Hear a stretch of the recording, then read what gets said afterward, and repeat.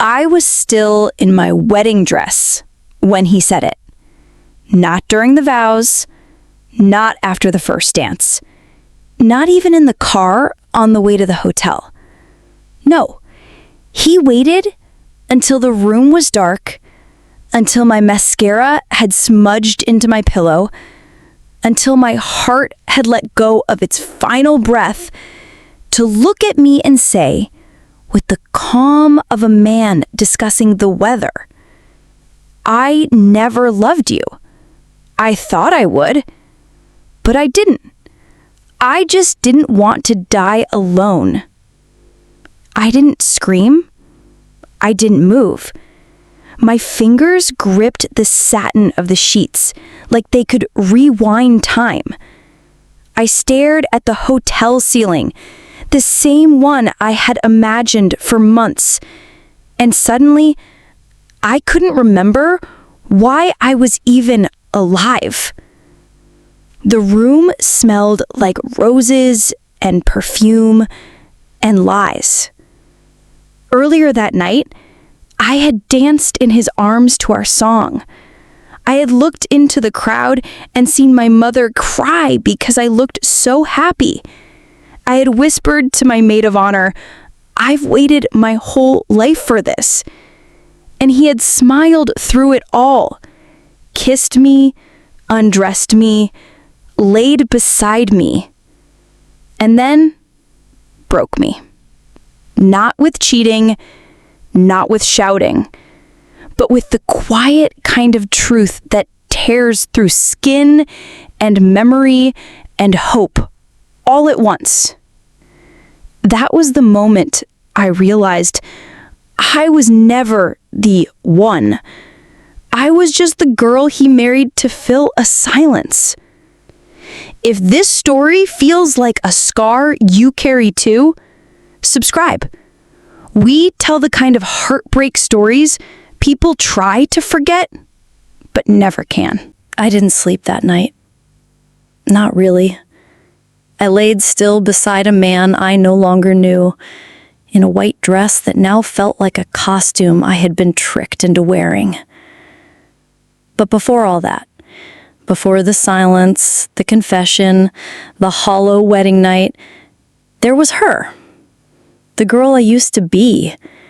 The one who laughed too loud at her own jokes, who danced barefoot in her bedroom to breakup songs she'd never lived. The girl who believed in forever and meant it. I used to dream in color, warm ones, marigold, peach, lavender. I used to sit by the window and write letters to my future husband without knowing who he was yet. I called him you. Silly things, secret things, sweet things. I told him what I feared, what I prayed for, what I needed.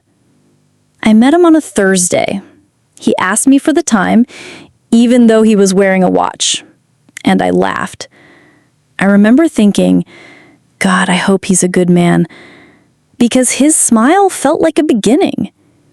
The first time he held my hand, I felt like a door had opened inside my chest, like someone had found the key I didn't know I was hiding.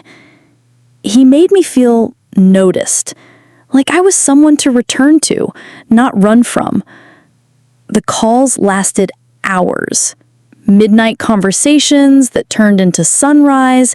He'd say my name like it tasted like honey. And I started to believe that love, real love, could live in simple moments. Like when he gave me his hoodie on a cold night.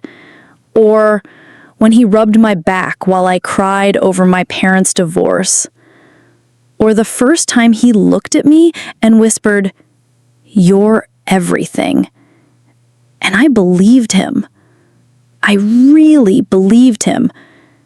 He never asked me to wait for him, but I did. He never asked me to change, but I did. He never said, "You are my future," but I made him mine. My friends used to say, "You're glowing." And I was. I was lit from the inside out by a love I thought was safe, by a man I thought would never let me fall. I canceled trips, turned down jobs, skipped birthdays, lost touch with people who raised red flags. Not because he asked me to, but because love makes you rearrange your world around someone else's comfort, even when they haven't earned that privilege. I wasn't just in love with him. I was building a life around him before he even asked for it. I gave so much of myself before I realized he never gave more than he could afford to lose. And that girl, the one I used to be, she loved in full sentences and exclamation marks. She loved him too much to imagine he'd ever leave her mid-story. But she was wrong. And deep down, I think she knew it. Not all at once, but in pieces.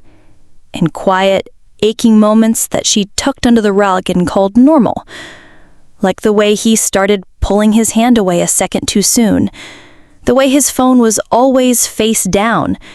His I love yous came later and later at night, until one day, they didn't come at all. I remember the first time he forgot my birthday. He said it was because of a deadline, that he was exhausted, that it wasn't a big deal. And I told myself, real love doesn't need reminders. I lit my own candle, took a picture, laughed at my reflection like it didn't sting. When he flirted with the waitress at brunch, I told myself he was just being charming. When he messaged his ex at midnight, he said she was just going through something. When I cried and said it felt like he was slipping away, he called me dramatic, sensitive, insecure. And I believed that too. I thought if I loved him more, better, he'd come back stronger. I shrunk my voice, softened my opinions. I became what he needed, even when it meant I disappeared.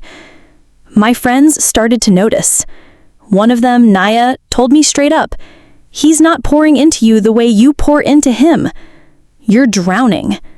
But I laughed it off, said he was just tired, said we were going through a phase, said you don't know him like I do.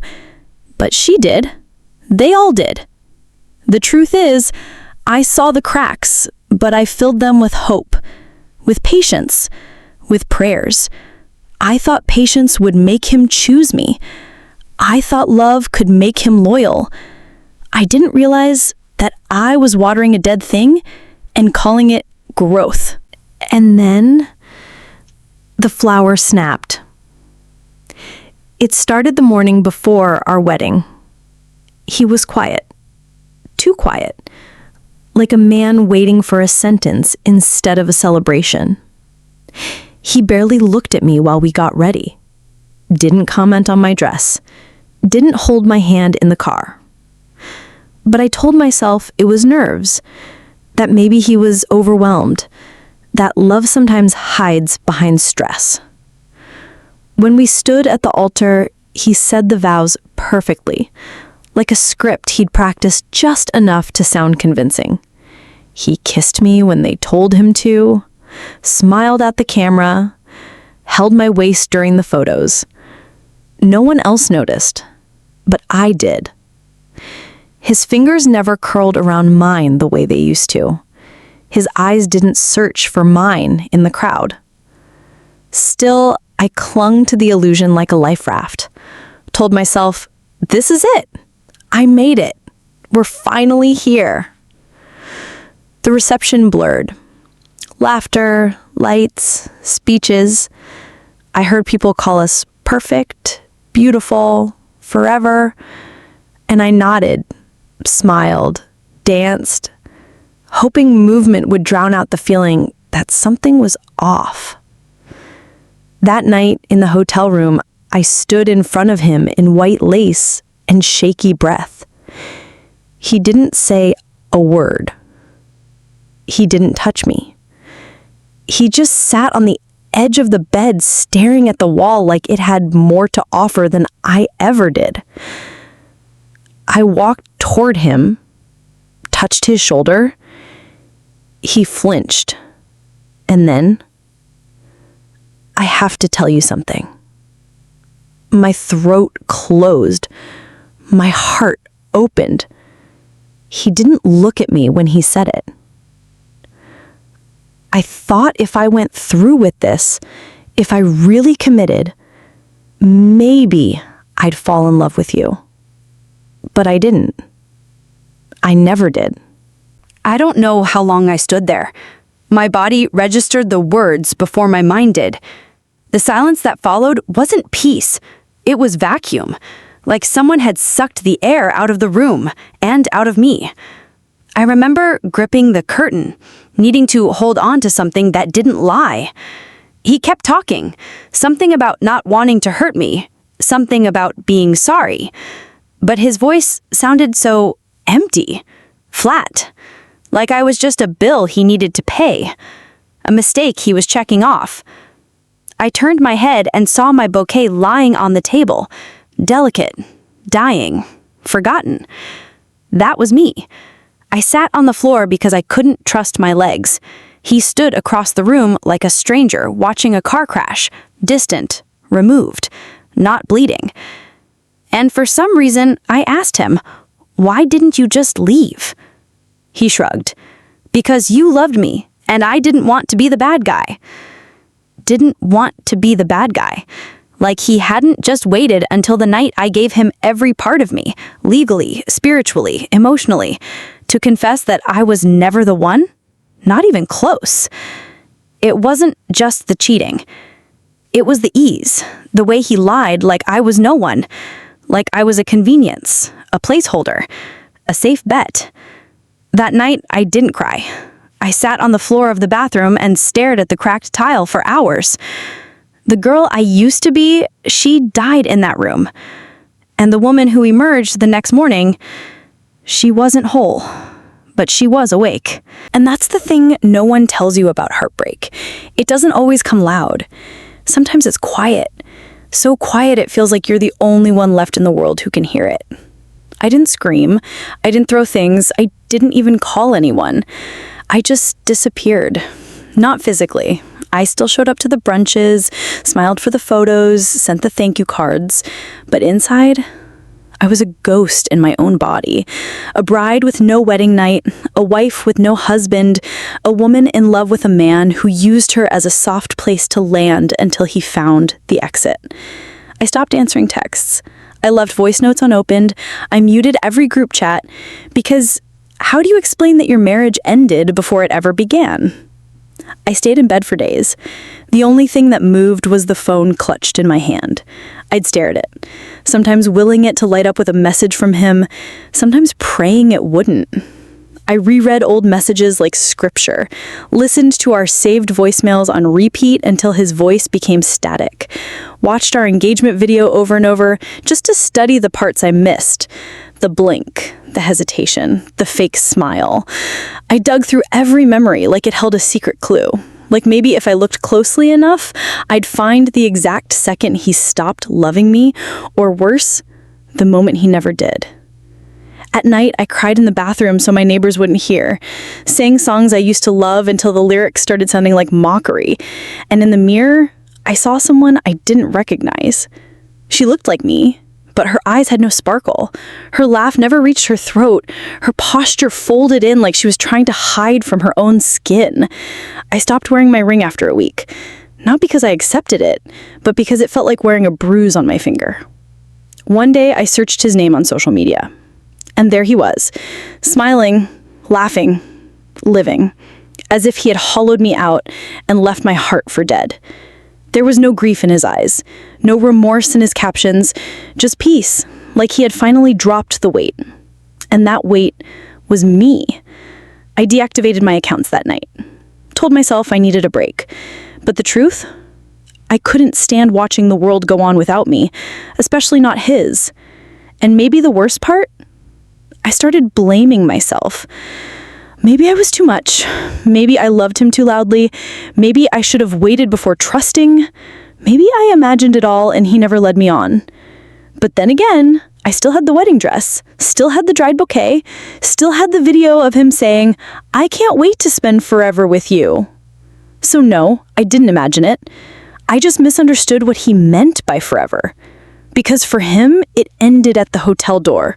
For me, it echoed every time I looked in the mirror and couldn't find the girl who once believed in love. It wasn't just that he left.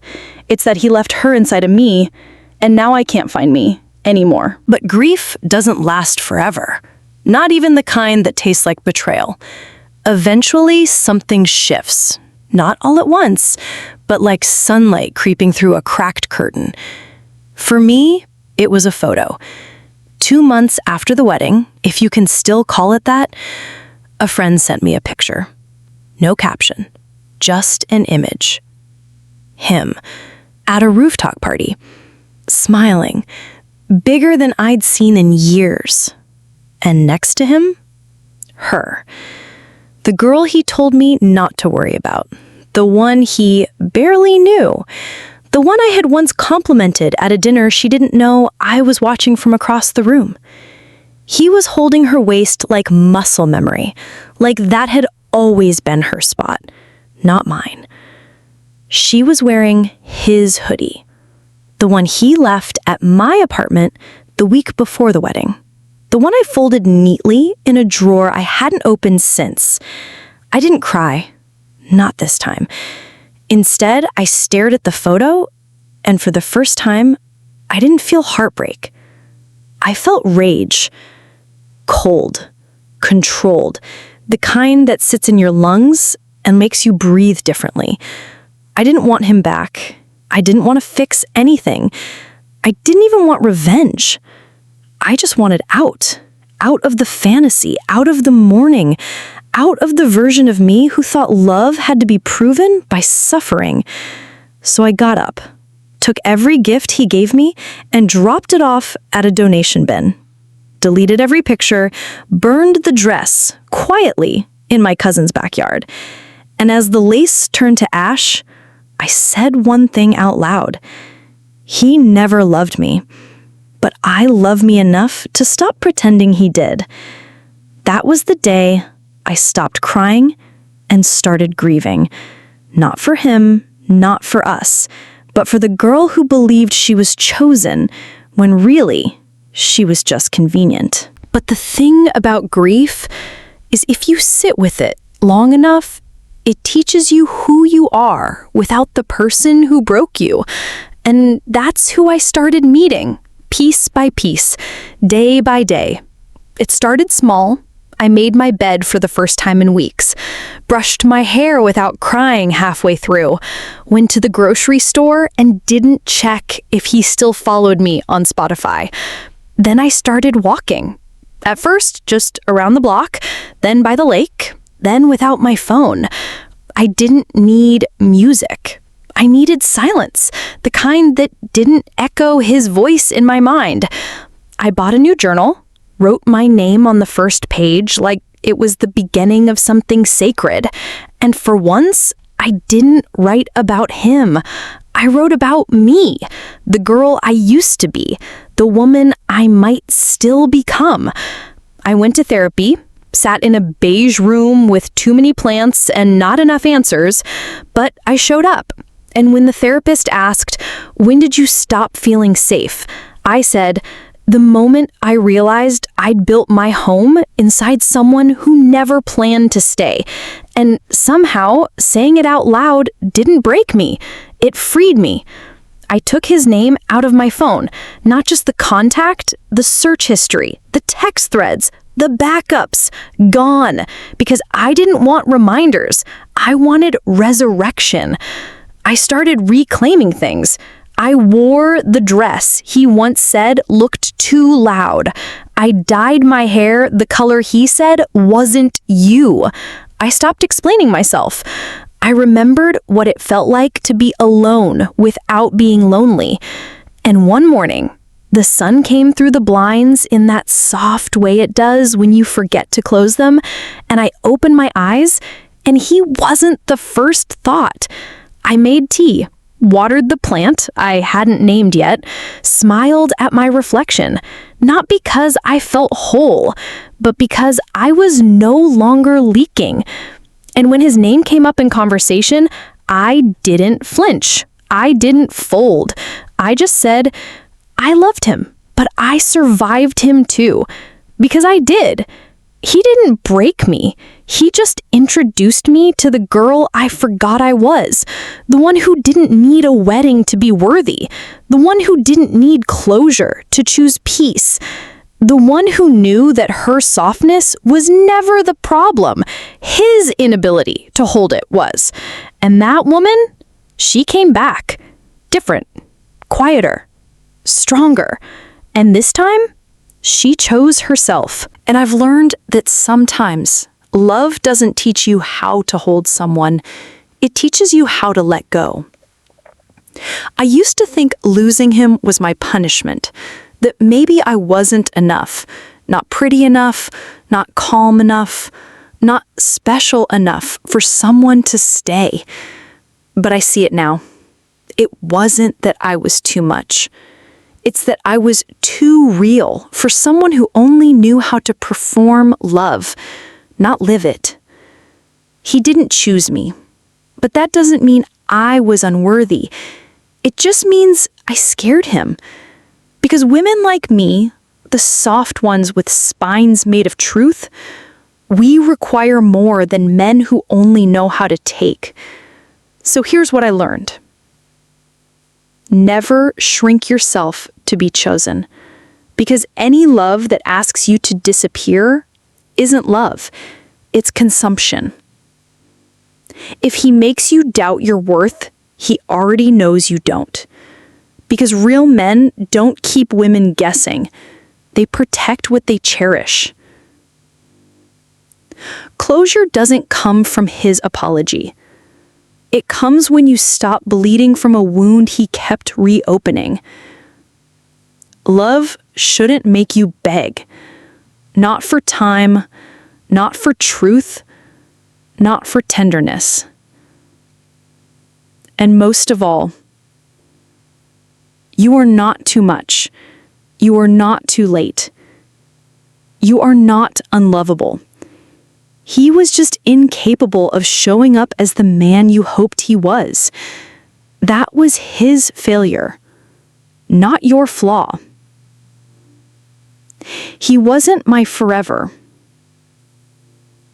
He was my awakening. And if you're still here, still listening, this part is for you. To the girl curled up in bed, holding the hoodie he left behind. To the one replaying voice notes just to hear him say your name. To the woman scrolling through old messages like maybe love still lives in the pixels. I see you. I know what it feels like to beg the mirror for answers, to wonder if you're impossible to love, to ache for someone who never really chose you out loud. But listen to me now. You are not the problem. You are not broken because he couldn't see your light. You are not unworthy because he found comfort in someone else. You are not forgotten just because he moved on quickly. You are still soft. You are still good. You are still you. And the way you loved, it wasn't foolish. It was brave. You gave someone your heart fully. And now you get to give it back to yourself. So if this story touched something you've never said out loud, if it felt like your reflection spoke first, go to the comments and type this. Still soft, still strong. Because you are. And you're not alone anymore.